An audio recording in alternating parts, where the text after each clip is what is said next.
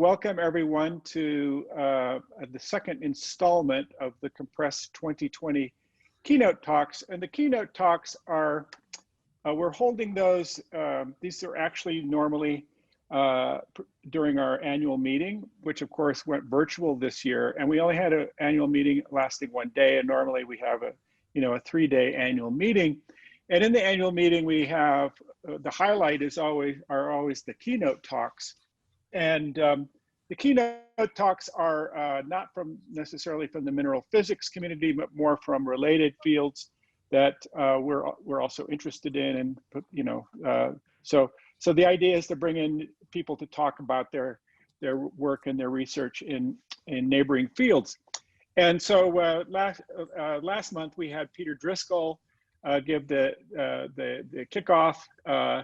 And that was a big success. And now today we're really pleased to have Maureen Long give her talk. And Tom is going to introduce her in just a second, but I'm just giving a plug for the Keynote series. And then next week, or excuse me, next month. So these are spread out over. We're going to spread these out over 4 months. So next month on October 22nd, the same time as today, we're going to have Joseph O'Rourke from Arizona State give a keynote, and then we're planning on having probably the final keynote of 2020 in November. So stay tuned for that one. And now I'll hand it over to Tom Duffy, and I'll pull off of this, get my slides off of here, so you can, so Maureen can get hers launched. Sounds good. All right, thank you, Carl. So we're really excited to have a presentation from Maureen Long today. Maureen is originally from Massachusetts, and she got her undergraduate degree at Rensselaer in Troy, New York. And as an undergraduate student, she spent a couple of summers working with Shun Corrado, where she got introduced to the wonders of anisotropy. But somehow she escaped from mineral physics, and we have never forgotten this, and our loss was seismology's gain. But in any case, we bring her back for the meeting every so often, just for old time's sake. So then Maureen, after leaving RPI, Maureen got a PhD with Rob Vanderhilst at MIT. She did a postdoc at the Carnegie Institution, working with David James and of course, Paul Silver. Her research spans throughout the entire Earth. She works in observational seismology and mantle dynamics, looking at seismic anisotropy in particular and mantle flow. Everything from subduction zones to the lower mantle, to the core mantle boundary, to the continental lithosphere. She has a very long list of awards. More recently, she received the A.G.O. McElwain Award, and she's one of the few, and maybe not the first, I'm not sure about this, but she's one of the few keynote speakers that we've brought back to COMPRES. She was a keynote speaker back in 2010, so she's one of the few to get a repeat invitation. Let me just add, as far as questions go, we won't take questions during the talk, but if you have a question, you can feel free to write it in the chat, or just say, I have a question in the chat. And then at the end of the talk, we can unmute you and you can ask your question, or if necessary, I can read your question, or you can also raise your hand at the end of the talk. So without any further ado, I'll turn it over to Maureen to tell us about her adventures in anisotropy. Thanks so much for the introduction. Thanks everyone for coming. And yeah, thanks for the invitation to speak in this venue. I'm really excited to talk to this audience about some of the recent work that we've been doing in my group, looking at anisotropy and mantle dynamics at the base of the mantle. And Tom, thanks especially for that introduction. I think the answer to why I became a seismologist is because I was a lousy experimentalist. But as you mentioned, Shun really is the person who got me interested in anisotropy. And he's actually one of the people that got me interested in thinking about anisotropy at the base of the mantle as well. So before I dive in, I do want to just acknowledge I have a very long list of collaborators and co-authors on the work that I'm going to talk about today. And I won't read them all, but I do especially want to acknowledge Neela Creasy, who she graduated from Yale with a PhD last year, and quite a bit of the work that I'm going to show today is hers. So I wanted to motivate this by showing a cartoon that I suspect many of us have seen before. This is from a review paper by Ed Garnero and Alan McNamara that kind of encapsulates some of the structures and processes that we think might be present in the deep mantle. So we have subducting slabs that are going down and impinging on the core mantle boundary. We have structures such as LLSVPs, large low shear velocity provinces. We have upwellings, including mantle plumes that go up to the surface. We have a likely phase transformation at the base of the mantle from bridgmanite to post-perovskite.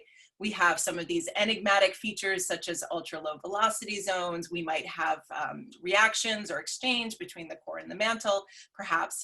So we have kind of the, you know, sort of cartoon view of a lot of the processes and structures that are taking place. And I suspect that I don't need to convince this audience that processes at the base of the mantle really play a critical role in controlling Earth's thermal evolution, probably setting the pattern, the overall pattern of mantle convection, generating upwellings and plumes.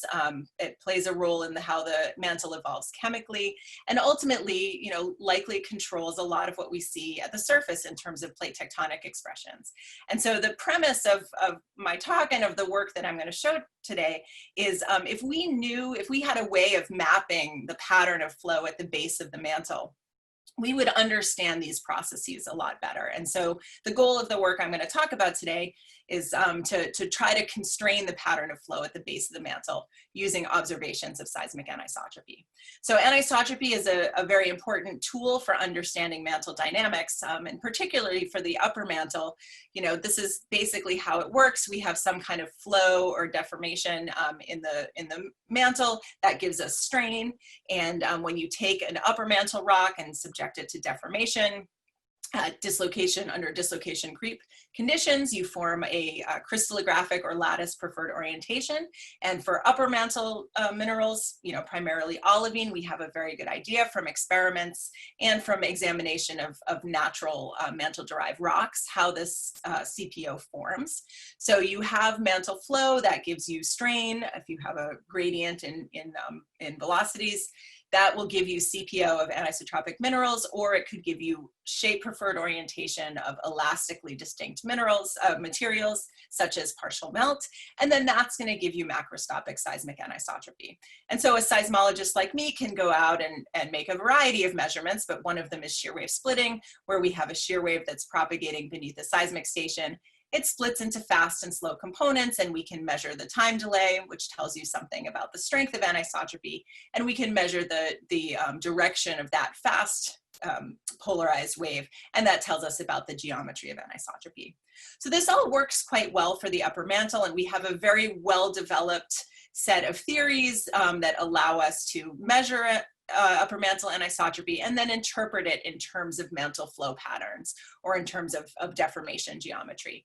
And so this is, we can do this using shear wave splitting. We can also use surface waves, and this is a picture of both a global compilation of SKS splitting as well as a global surface wave model. And then we can do it on a regional basis as well. This is an SKS splitting measurement or set of measurements for Eastern North America.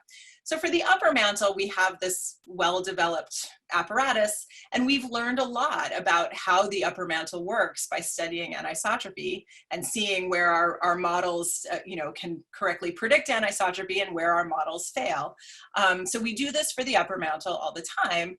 What about the lowermost mantle? So we know from seismic observations that much of the lower mantle is apparently isotropic, but we have robust observations of seismic anisotropy at the base of the mantle in the D double prime layer. And these go back to the mid-90s. You can make measurements of shear wave splitting of body wave phases that pass through the lowermost mantle. And then we have global models, in this case of radial anisotropy, that include robust anisotropy at the base of the mantle. So we've known that the lowermost mantle is anisotropic for quite a while, but it's quite a challenging set of measurements to make, and it's a challenging set of measurements to interpret. And I want to go through some of those challenges. First of all, the measurements are tricky. In order to get at anisotropy at the base of the mantle, we usually look at differential splitting of pairs of phases, such as you can look at a direct S here and then look at its sister phase SCS. SCS has passed through the lowermost mantle, whereas the S phase turns above the d double prime layer. You can also look at SKS and SKKS splitting. So these two phases sample the upper mantle beneath the receiver in a very similar way, but they sample the lowermost mantle differently. So we can kind of rely on differential splitting. But one challenge is that all body wave phases suffer from the same limitation, that the rays have all passed through the upper mantle, which we know has anisotropy in many or most places. So you have to be quite careful about what stations you use, and you have to be very, very savvy about how you correct for the effect of upper mantle anisotropy. And Colton Linner, a former PhD student of mine, did some very careful measurements to try to identify stations where we could be really confident about correcting for the effect of upper mantle anisotropy beneath the receiver. A second challenge is that our body wave observations of d double prime anisotropy really are limited by the locations of earthquakes and receivers. So over here on the left, this is some work from Ed Garnero's group where they measured shear wave splitting of phases from earthquakes in South America and then measured at stations in North America. And in this study, you have a bunch of measurements, but you're really, you're kind of measuring splitting really along a single path because you're limited by where your earthquakes and your receivers are. In some cases, you can try to figure out, can you get crossing ray paths? And this is some work by Andy Nowacki and collaborators, where they were also looking beneath Central America and were able to put together a few places where you had crossing ray paths. And the idea is that if you were measuring shear wave splitting along a single ray path, then there's basically, kind of an infinite number of models, of anisotropic models that can match that shear wave splitting. It's hard to really tightly constrain the geometry of anisotropy under those conditions. And then a third challenge, of course, is that the mechanism for d double prime anisotropy remains imperfectly understood. So we have a general sense that, as for the upper mantle, you have flow that gives you deformation and strain at the base of the mantle. That leads either to crystallographic preferred orientation of individual mineral crystals, or to the alignment, shape preferred orientation, alignment of partial melt or other elastically distinct materials. So we have a basic sense for how this goes, but there are still considerable uncertainties as to which minerals contribute to the anisotropy. We don't know the single crystal elasticity of those minerals perfectly, and we don't know which slip systems dominate at the pressure and temperature conditions relevant for the lowermost mantle.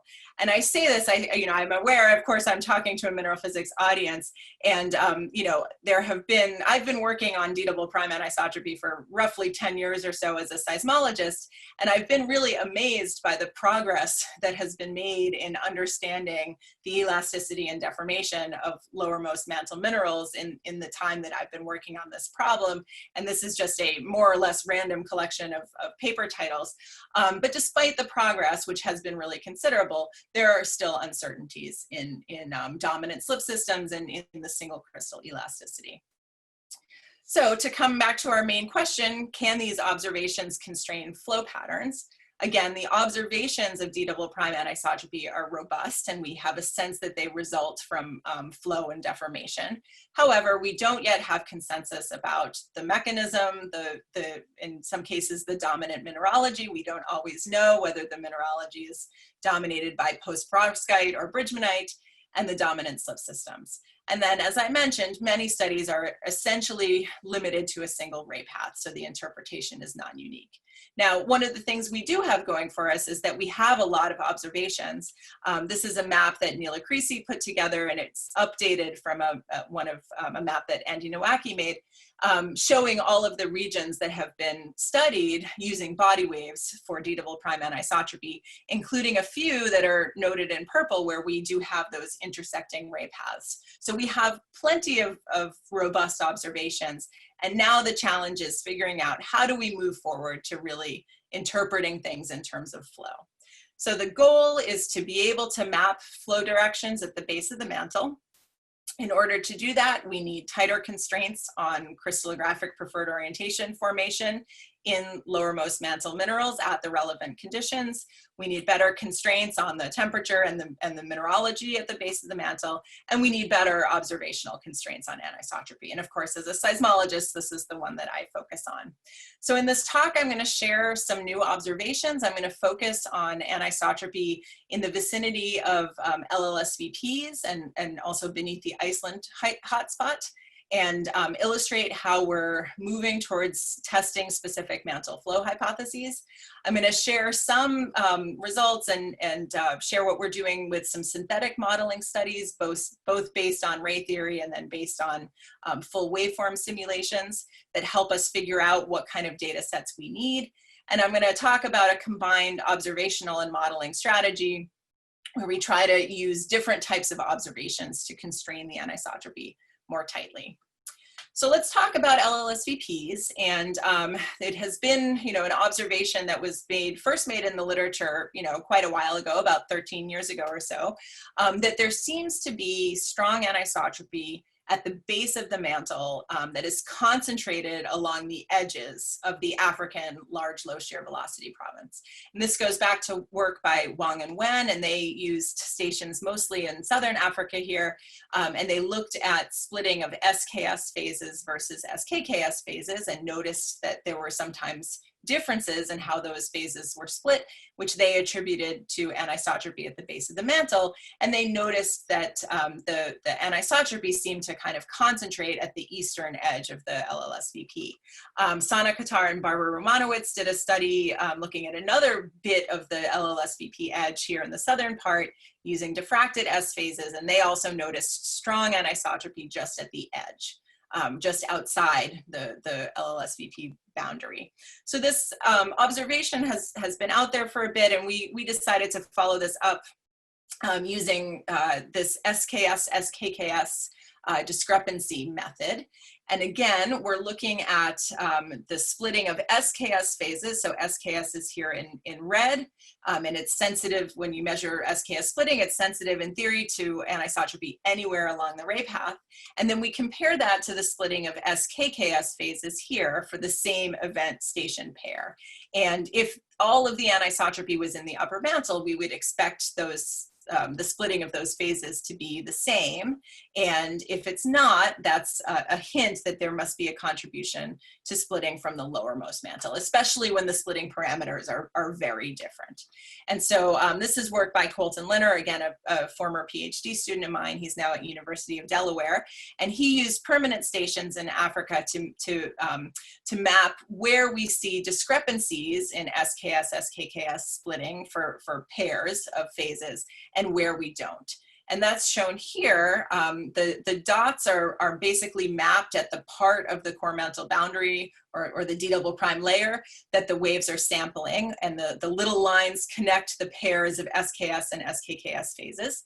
The ones that are colored in with the red and orange dots are discrepant. So we infer that there's a contribution from the lowermost mantle to the splitting of one or both phases. And those that are white have no evidence of splitting from the lowermost mantle. And what I hope you can see is that the discrepant pairs seem to be kind of concentrated here along the eastern edge of the LLSVP, whereas a lot of the non-discrepant ones tend to cluster in the LLSVP interior. Another thing that Colton did was he took a subset of the stations where he could be very confident about the upper mantle contribution, and he explicitly corrected the waveforms for the effect of upper mantle anisotropy.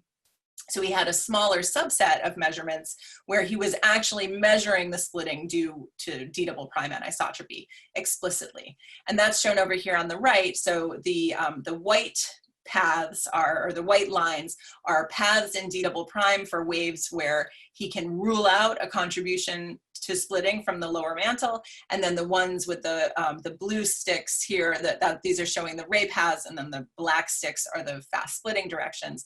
These have splitting due to D double prime anisotropy. And again, for the most part, the paths that are sampling within the LLSVP show no evidence of splitting, and the ones that are sampling right along the edge show evidence of splitting.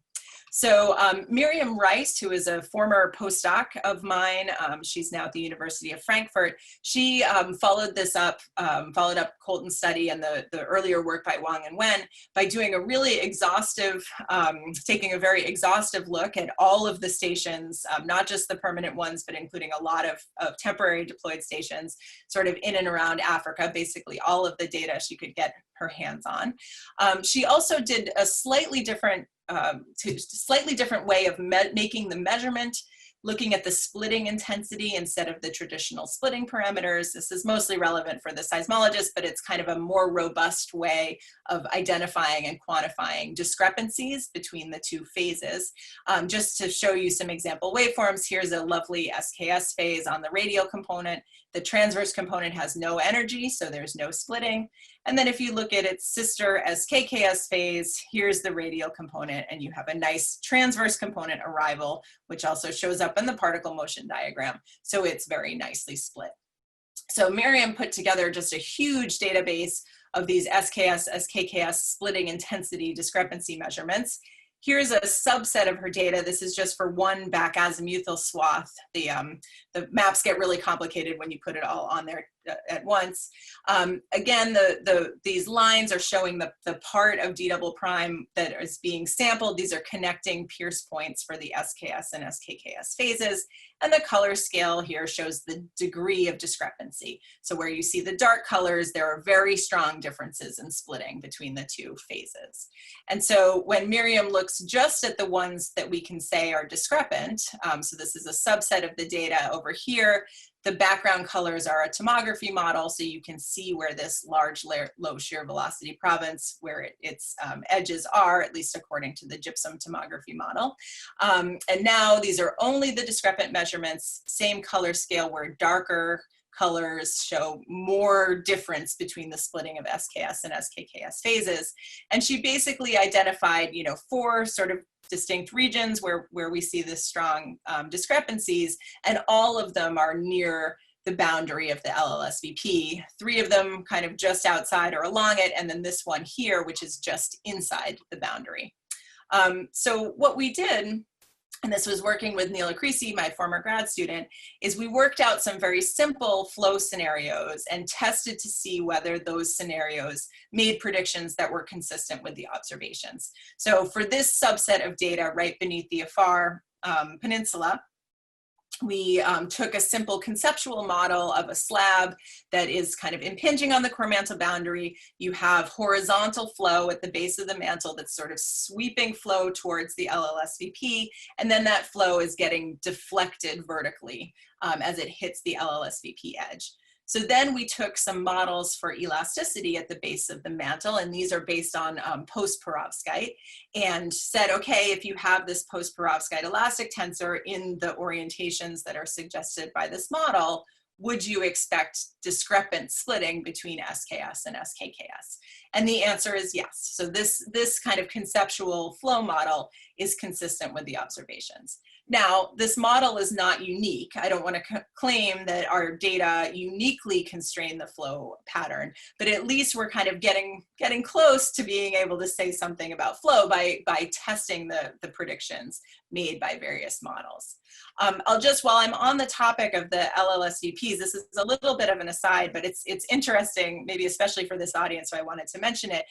We did find one area of anisotropy labeled D here that was co-located with a previously mapped ultra low velocity zone. And so it's sort of exciting to have the 2 different types of observations in one place. We did some models aimed at understanding this ULVZ anisotropy as well. And so we looked at modeling of aligned partial melt scenarios in here in B and C. And then we also looked at the strongly anisotropic ferropericlase elasticity scenario that was proposed by Finkelstein et al. This is coming out of Jennifer Jackson's lab. And again, we were able to show that this kind of anisotropy or this kind of elasticity is consistent with our observations. So that's the African LLSVP. Now let's look a little bit to the north beneath Iceland, which depending on which model you look at is either just at the northern end of the LLSVP or maybe a bit to the north of it. Iceland, of course, is a hotspot. It has hotspot volcanism. And in many images of whole mantle structure, there is a low velocity zone that connects the core mantle boundary going up to the surface that is thought to be a mantle plume. And so some recent work by Yuan and Romanowitz modeling seismic waveforms that sample right beneath Iceland showed that there is a ULVZ here as well. And they proposed a kind of cylindrically symmetric upwelling structure right beneath Iceland in the lowermost mantle. And we said, well, okay, that's a flow prediction that we can perhaps test if we can get some seismic anisotropy measurements directly beneath Iceland. So this is some work done by Jonathan Wolf, who at the time was my undergrad intern and now is my PhD student. So he looked at observations of SCS splitting and also SKS, SKKS differential splitting beneath Iceland. It turns out that this is a really challenging part of the lower mantle to sample with the phases that we use for anisotropy analysis. So it's not an enormous data set, but Jonathan was able to get a robust set of measurements.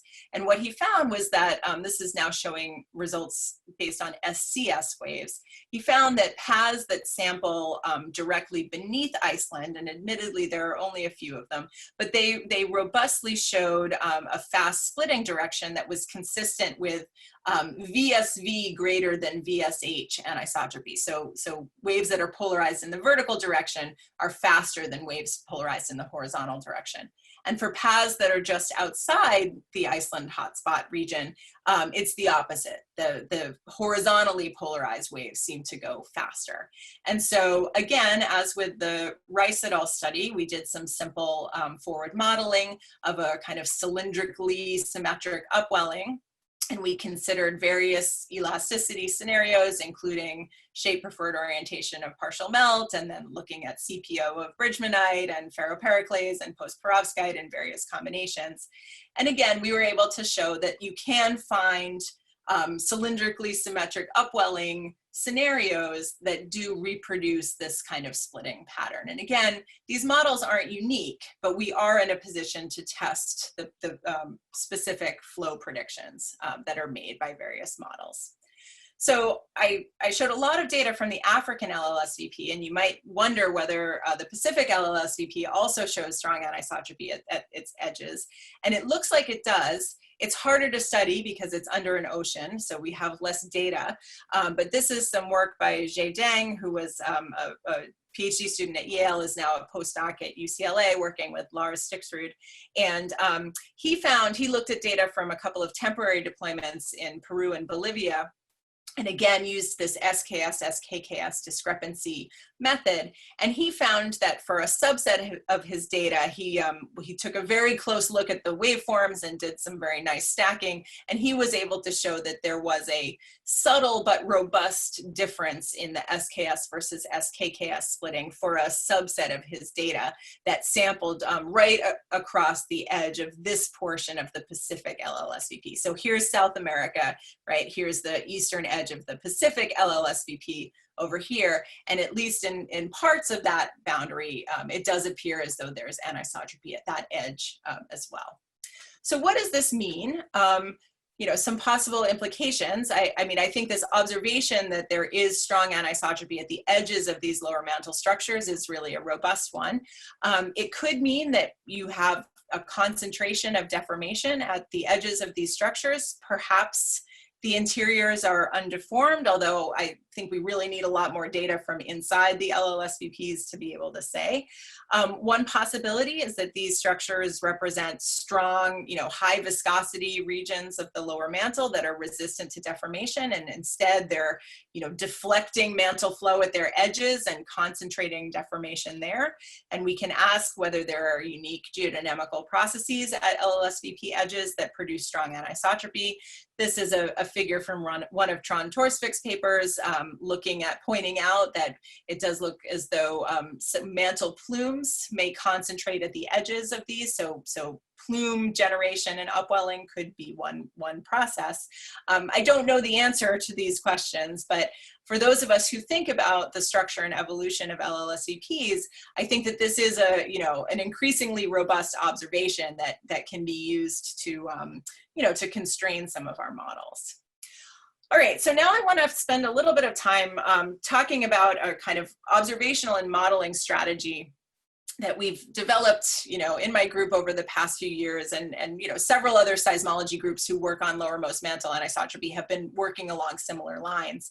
But the philosophy here is to try to find regions of the lowermost mantle that we can sample using multiple data types and using waves that are propagating over multiple azimuths or at multiple directions. And again, the idea is if you have a lot of data that's sampling one place from a bunch of different directions, you can can put much tighter constraints on the anisotropy than if you only have one path. And so this is work that was done by Heather Ford, a former postdoc of mine. And she put together a really nice data set that sampled beneath the Afar Peninsula, again, right outside the edge of the African LLSVP. So this is in one of the regions that Miriam Rice found really strong SKS, SKKS discrepancies. And she put together a set of shear wave splitting measurements for D double prime anisotropy, basically for 5 different ray paths. And she was using a combination of the splitting of SCS phases that, compared to the splitting of the direct S phases. And then she also looked at SKS and SKKS. And for all of the paths in her data set, she was able to do a very careful job of removing that upper mantle component to splitting.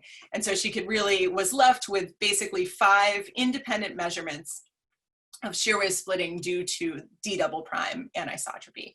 And again, 2 paths where she measured SCS, 2 paths where she measured SKKS, and then 1 path with SKS. So then with this group of measurements, the approach we took to modeling this is to say, okay, let's take a bunch of candidate elastic tensors that describe the anisotropy.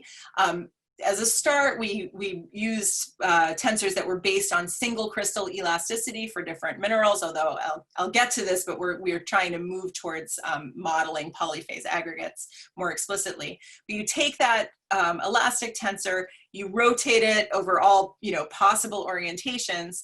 At each candidate orientation, you predict the shear wave splitting that you would see for the 5 ray paths we have in the data set. And then we check, which elastic tensors and which orientations are consistent with the splitting data. So Heather went through and she looked at a bunch of different elasticity tensors for post-perovskite and bridgmanite and ferropericlase, and some that were based on shape-preferred orientation type models. And she was able to show that only a subset of them were consistent with this set of shear wave splitting observations. This is one example from her modeling. This is for a particular post-perovskite elastic tensor, I believe from Stackhouse and others. And what she found is for this particular tensor, there were basically 3 particular orientations that were able to fit the data. And this is just showing here, this is the azimuth and inclination. So here's the 100 axis of post-perovskite, the 010 axis, and the 001 axis.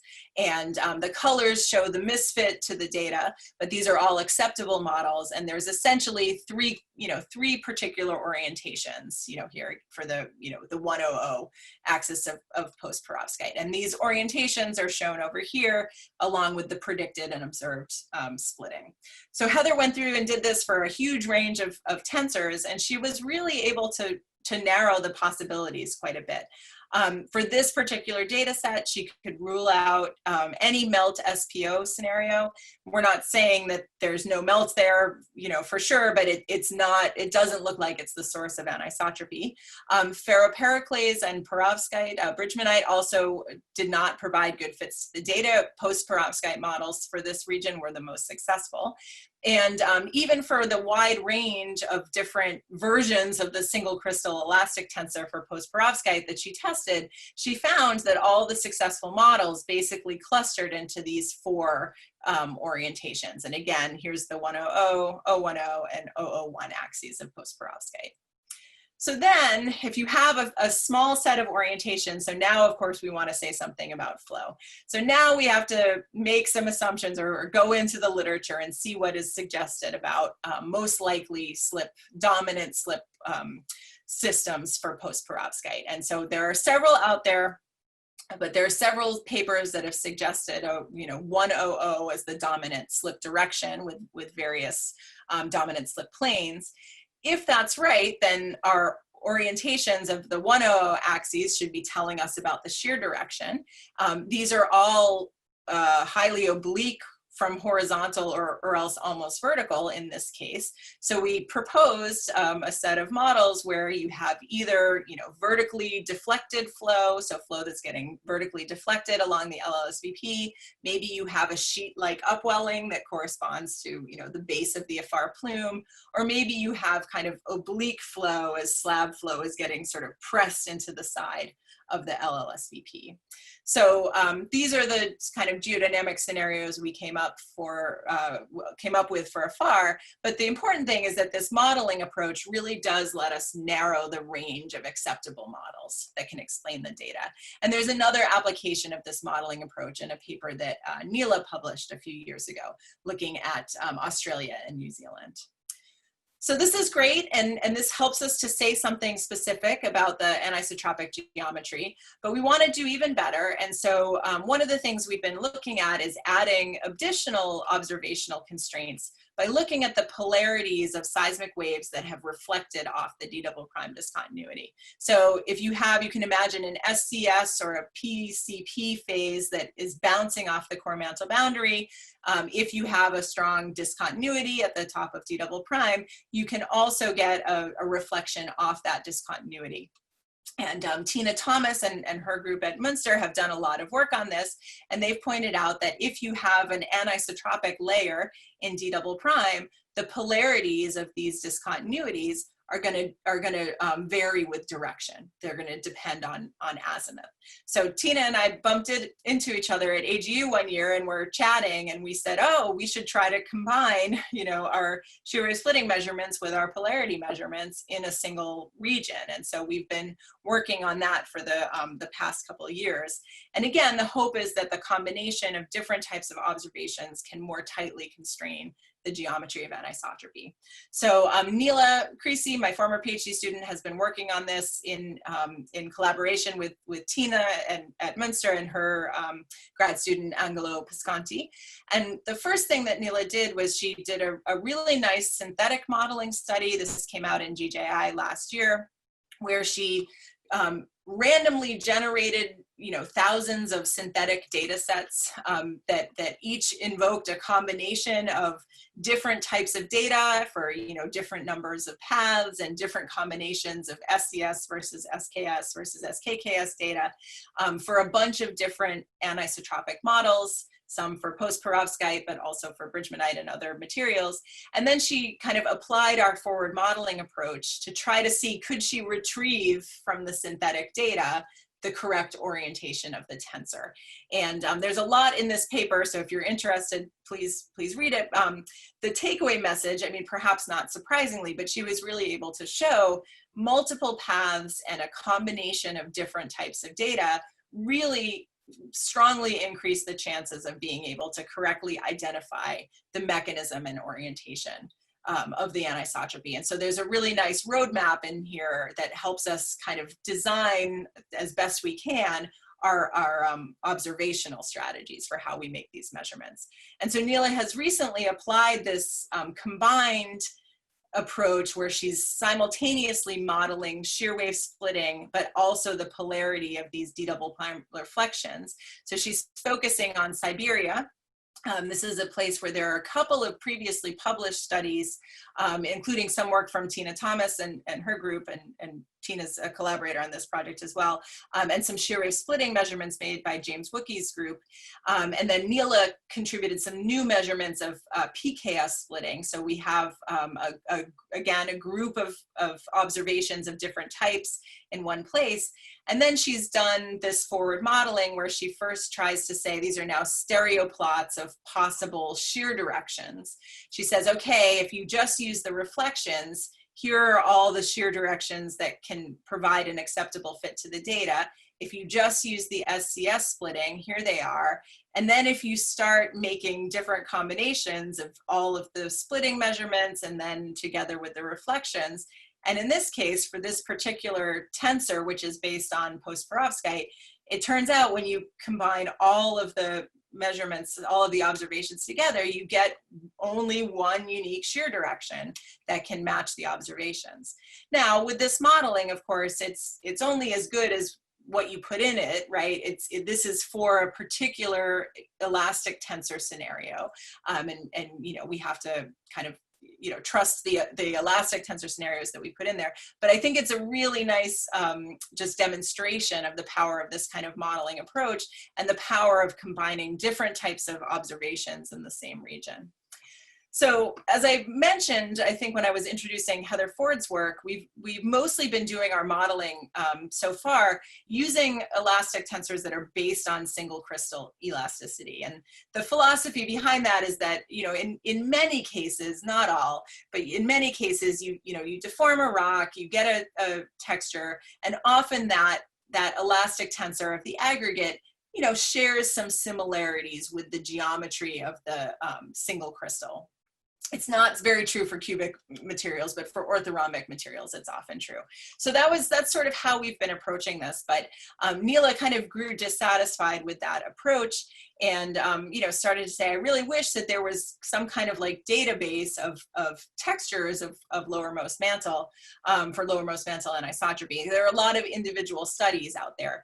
But what Neela did was she worked with Lowell Miyagi at University of Utah to run a bunch of VPSC, viscoplastic self-consistent texture models for a few different kind of simple end member shear geometries. So, you know, she looked at simple shear, pure shear, where you have compression and kind of pure shear. She looked at uniaxial extension as well, and then ran a series of VPSC models and predicted elastic tensors for a variety of candidate dominant slip systems, for post-perovskite, for bridgmanite, ferropericlase, and generated this kind of library of elastic tensors that then can be used in our modeling and in similar modeling of lowermost mantle anisotropy. And so this came out a few months ago in G Cubed, and Neela in this paper used that elastic tensor library now of, you know, tensors that are designed to mimic polyphase aggregates, texture development and polyphase aggregates.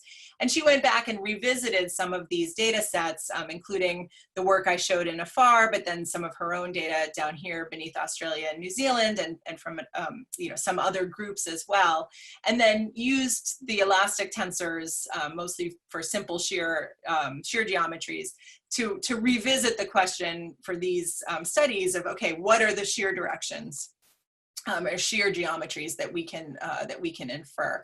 And so here are some models for AFAR. Here's Australia. You know, for AFAR, they're a little more tightly constrained. But another thing that she can do, or that she did, is to then compare the inferred shear directions, you know, the kind of narrow range of permissible shear directions that she got from her modeling with predictions of global flow models. And so up on top, this is flow at the base of the mantle from a model by Alex Forte's group, and then this is a model by Nicolas Flamant. They make, you know, somewhat different predictions about flow patterns, but you know, these make predictions about what kind of shear geometry we might see, and we can then go and compare those to the inferred shear directions from Neela's models. Just a little bit more of the kind of ongoing work. I know this is, you know, probably not mostly seismologists in the audience, but I do just want to mention one of the things we're doing now is moving our modeling towards a full waveform modeling approach. And what I mean by that, you know, all of the modeling that I've shown so far has been based on ray theory. So we take the elastic tensor, we solve the Christoffel equation for the directions of propagation we're interested in, and we're basically, you know, treating everything like it's the propagation of infinite frequency rays through the Earth. But we know in the real Earth that waves are waves and that they exhibit, wave field behavior that departs from ray theory. And so we've been building up tools for doing more sophisticated full wave modeling. This is work that was led by Andrea Tesoniero, a former postdoc in my group, and we're working with Kwangdai Leng and Tarye Nissen-Meyer at Oxford. And what we've been doing is taking the AXISEM 3D global wave propagation code that Kwangdai and Tarye have developed and implementing arbitrary anisotropy in it. So previously it had been set up to handle radial anisotropy, and Andrea modified the code so now it can accept arbitrary anisotropy geometries. And so this has been benchmarked against SpecFem 3D. Here's the benchmark. You actually can't see the difference between the AXISEM 3D and the SpecFem synthetics. You do see a difference back here with the gray lines. Those are for PREM that don't have anisotropy in them. But this code is now developed. It's available. It's been benchmarked against another global wave fields code that can handle anisotropy. And a nice thing about AXISEM is that it's very computationally efficient. And so what we're doing now is running some of these forward models with a full waveform modeling approach. And this is some current work being done by my student, Jonathan Wolf, where he's revisiting his Iceland data set here with some kind of arbitrary source receiver geometries that are not realistic, but taking here's a bridgmanite anisotropy scenario, here's a post-perovskite anisotropy scenario, and doing a global wave propagation exercise to then predict the shear wave splitting that we should see. So I'm going to wrap up. I'll close with a few kind of major take-home points. Seismic anisotropy, I hope I've convinced you, seismic anisotropy can constrain lowermost mantle flow. We, as seismologists, and it's not just my group, but other groups that are working on lowermost mantle anisotropy, we really have gotten to the point where we can test specific predictions about lowermost mantle flow. So new observational strategies that combine different data types and look at data that's being measured over various propagation directions can discriminate among different models for D double prime anisotropy, and the testing of specific flow hypotheses is possible. Now, this certainly comes with caveats. As I mentioned at the beginning, we don't yet have perfect knowledge of the elasticity and deformation of lowermost mantle phases, but we have gotten to the point where we can test specific hypotheses. We have what I think are really increasingly robust observations of strong anisotropy at the edges of LLSVPs. So for those of us who think about the structure and evolution of LLSVPs, this I think is a increasingly robust constraint that they have strong deformation at their edges. We've also looked beneath Iceland and afar, beneath a couple of plume areas, and in both places we have measurements and modeling of anisotropy that suggest upwelling at the base of the mantle, at the root of mantle plumes. And this is perhaps not unexpected, of course, but it's nice to have a specific kind of independent observation of upwelling at the base of both the Afar and Iceland plumes. And then, ongoing innovations, including this move to full waveform modeling, allow us to consider more sophisticated models for texture and also go beyond ray theory. So I'll kind of close by coming back to this cartoon that I showed at the beginning and just end on an optimistic note that I think that our prospects for getting to the point where we can really map lowermost mantle flow from anisotropy observations, I think the prospects are good, and we're increasingly getting to the point where we can make these observations and really interpret them in terms of mantle flow. And in order to get there, I'm a seismologist, so I've talked about work that my group is doing, and of course other groups are doing as well. But as anything to do with anisotropy, you always need contributions from both sides, from seismology as well as geodynamical modeling and mineral physics. And so certainly on the mineral physics side, more experimental data and first principles calculations that help us constrain the elasticity of lowermost mantle minerals, the dominant slip systems at relevant conditions, what we might expect from the deformation of polyphase aggregates instead of single phase aggregates. I know very well that these are not easy experiments and calculations to do, but to to my mineral physics friends in the audience, I'll say, you know, if you guys make these measurements, we will use them. We will definitely put them to use in our anisotropy studies. And then on the geodynamical modeling side, you know, again, I'll just emphasize that seismologists, we can really test the predictions made by these global flow models. So if you are making models of global mantle flow, you know, visualizations of what the predicted flow patterns look like at the base of the mantle are really helpful. Calculations of finite strain are really helpful. You know, we have observations that can help to test the predictions made by these models. So I'll end with this very nice cartoon that Ed and Alan made, and I'm certainly happy to take questions. All right, thank you, Maureen, for a really wonderful, excellent talk. So we have time for some questions now. So yeah, if people want to raise their hand or just type in the chat that you have a question, and then I'll unmute you. So Gangzhou. Hi, Maureen. Thank you for a very nice talk. Yeah, Thanks. And I actually have a question. So when you show the illustration of the ray passes of both SKS and SKKS, actually significant part of the ray pass of both goes into the outer core, right? So I was wondering whether you can also see some effects from the from the outer core. Yeah. So it's a great question, right? So I mean, the sort of traditional kind of like ray theoretical approach to this would be, you know, certainly for SKS and SKKS, because it's a P to S wave conversion at the core mantle boundary, we would say, okay, the splitting is always due to receiver side.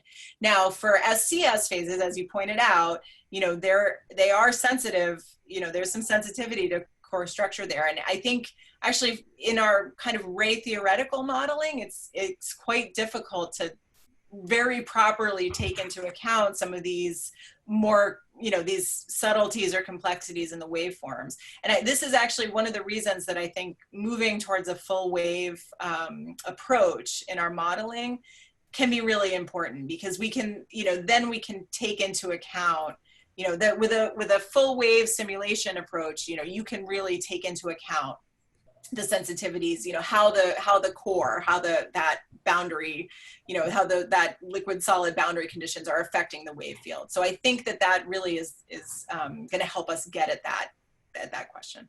Okay, thank you. It's a good one. Yeah. Paul. Hi, Maureen. It's Paul Azimuths. Hi, Paul.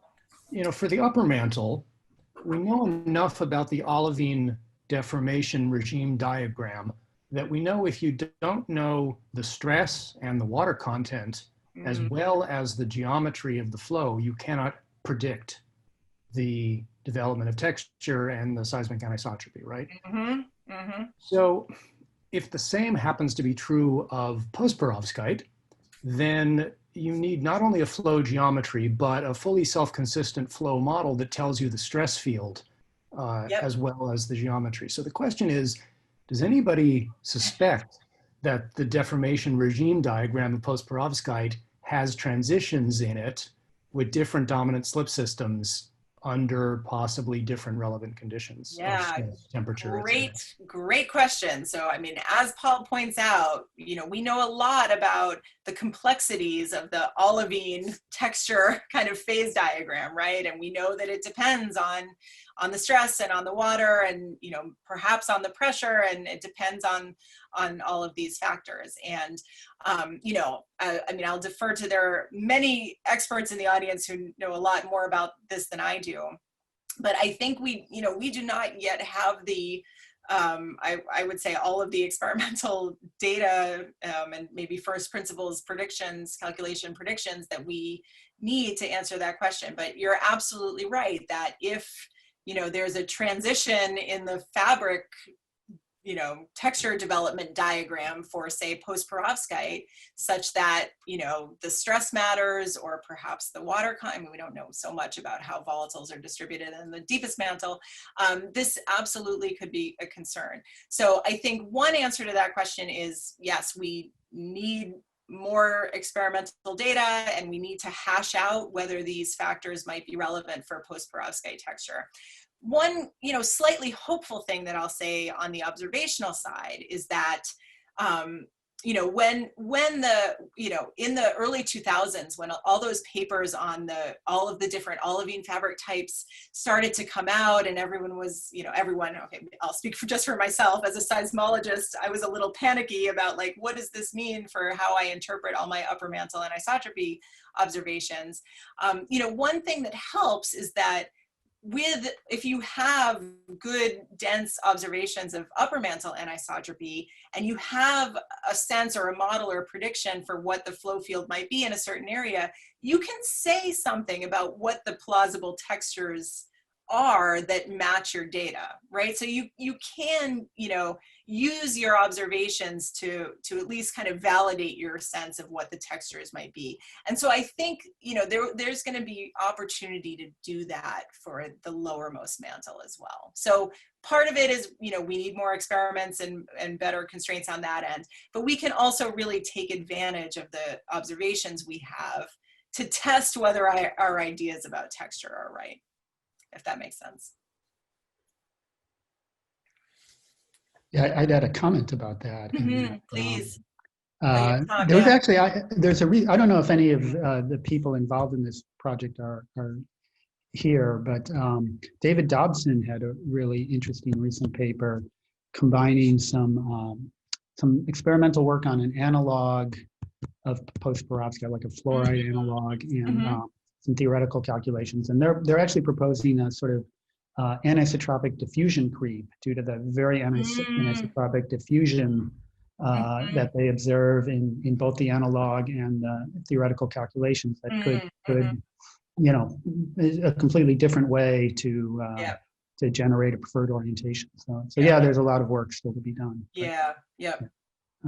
So I thought that was very interesting work. Let's see, Jin Zhang has a question. I don't know if I can find you to, do you want to ask it yourself, Jin? I will unmute you. Okay, so my question is, I think very excellent talk, by the way. The last part, mostly you're focusing on talking about the your modeling using like the LPO or post-perovskite, or like, you know, MGO and all these stuff. But do you think SPO could contribute to the lowermost mantle, like seismic anisotropy, or could you, I know it's difficult, very difficult, but could the seismology right now tell a little bit, like, you know, basically points out like whether you prefer SPO or LPO? I mean, that's a great question. Do you have a general sense? Terrific question. So I mean, one of the nice things that has come out of our modeling is that we think distinguish. We can test the predictions made by SPO models, and then, you know, and we can test the predictions made by CPO models, and we can say whether one or the other or both or neither are consistent with the data. I want to flip back just to the Africa LLSVP stuff. Yeah, so this is one of the only, this is one of the only SPO models that I have on a slide here. But for this one, you know, we've done this for other data sets as well. But, you know, here, because it was a ULVZ, we very explicitly looked at SPO models. And in this case, we found that for this data set, either an SPO model with a, you know, fairly high partial melt fraction, you know, you can get some discrepancies with lower partial melt fractions as well, or looking at this iron-rich ferropericlase elasticity, that either one of these were able to fit. In other places, we found that SPO models don't fit the data, and so for the modeling of the AFAR data set that Heather Ford did, she looked at post-perovskite, bridgmanite, ferropericlase, and melt SPO models. And she found that the melt SPO models were not consistent with the observations. So again, it doesn't mean that we can rule out partial melt there, but we were able to say that for reasonable partial melt geometries, that it wasn't consistent with the observations. And we've actually found that in many of the places that we've looked, that the melt SPO models often don't do as good a job as the CPO based models. But there are some places where they do fit the data, and the Africa SKS, SKKS data set is one of them. Great, thank you. Yep, absolutely. Okay, other questions? We have time for another question or two. Can you say a little bit more about the full waveform approach? I can. Surely there must be some trade-offs there due to the computational requirements there. So yeah, there absolutely are, and the big challenge, I guess, with these simulations is that they can be computationally expensive. So we're using the AxiSem 3D model or code, I mean, to do these. And an advantage of AxiSem 3D is that it is less computationally expensive than SpecFam. And the way it does that is it's based on an axisymmetric code, which really can't handle 3D structure. But the way it works is by recognizing that for seismic waves, most of the effect of the wave field comes from structure in the plane of propagation. So you can kind of get a lot of it by doing a 2D approximation. And then what it does, this is super clever, it does basically a Fourier expansion for the out of plane structure. And so that lets it do fully 3D simulations at a lower computational cost than if you were really doing a true fully 3D simulation. So with this approach that Tarye and Kwangdai have developed, it kind of hits maybe the sweet spot in the sense that it can handle 3D structure and 3D heterogeneity. It can handle arbitrary anisotropy, but it's less computationally intensive than some other approaches. And as I said, I know I went through it quickly, but we did benchmark it against SpecFem 3D Globe for an upper mantle model, and they match basically exactly. So even with AxiSem 3D, the simulations are not cheap computationally, so it is still certainly way more computationally intensive than doing it with ray theory. But if you have the computational resources, you gain a lot by being able to really simulate the intricacies and complexities in the wave field. Mm-hmm. Okay. Okay. Are there any last questions? I'm not seeing any, and we're a bit past the hour, so. Why don't we thank Maureen again one more time for a great seminar, and we'll look forward to the next keynote talk in this series. So thanks again, Maureen. Yeah, thank you all so much for coming, and thanks for having me. Yep. It was great Great to see everybody. Yeah, thank you. Thanks for having me. Bye. Bye. Bye, everybody. Bye. See you Hey, next Jennifer. month. See you next month. Yep. Hey, Maureen, can I ask you one more question? Yes, absolutely. So that large share, the LLSVPs, you're arguing that they may be a high viscosity region. Yeah. Is there other evidence in support of that?